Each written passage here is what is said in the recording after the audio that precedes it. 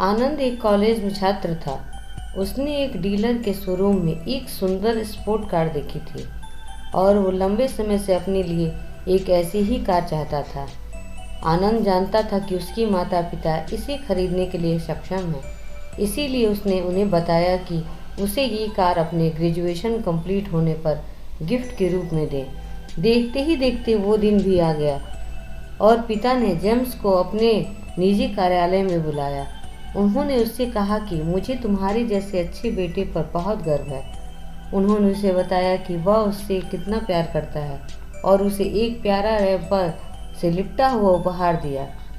आनंद उस छोटे से गिफ्ट के डब्बे को देख निराश महसूस करने लगा, लेकिन वह जानने के लिए उत्सुक था कि ऐसा क्या था उस बॉक्स में। इसीलिए उसने बॉक्स तुरंत खोला और उसमें एक लाल कपड़े से लिपटी भगवत गीता देखी।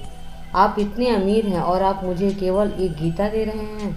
काफ़ी गुस्से से उसने अपने पिता पर वो चिल्लाया और अपनी नाराज़गी और गुस्से के वश में आकर आडम्बने न आओ देखा न ताव तुरंत घर छोड़ दिया।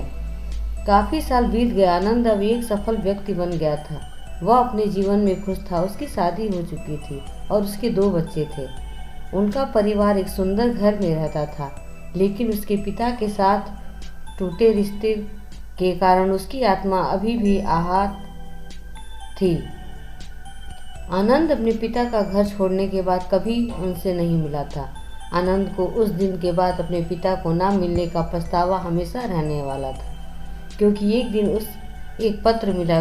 उसमें उसके पिता के निधन की खबर थी और साथ ही ये बताया गया कि उन्होंने अपने जीवन भर की पूंजी वसीयतनामा के अनुसार अब आनंद के नाम कर गए थे। अपने पिता की सारी संपत्ति विरासत में मिली। तब आनंद अपने पिता के घर पहुंचा और महत्वपूर्ण कागज की तलाश करने लगा और गलती से उसे वही भगवत गीता का उपहार लिपटा हुआ मिला, जिसे देख उसे फिर उसी उदासी का एहसास हुआ। उस गीता को उसने अच्छे से देखा तो उसके ऊपर अपने पिता की हैंडराइटिंग में कुछ लिखा पाया। उस पर लिखा था, मैं खुद को बेचकर भी हर सपना पूरा करूँगा, तेरा बस तो सपने जरा बड़े देखना। ये बोल रहा बाप नहीं, जिंदगी का सबसे पहला दोस्त तेरा।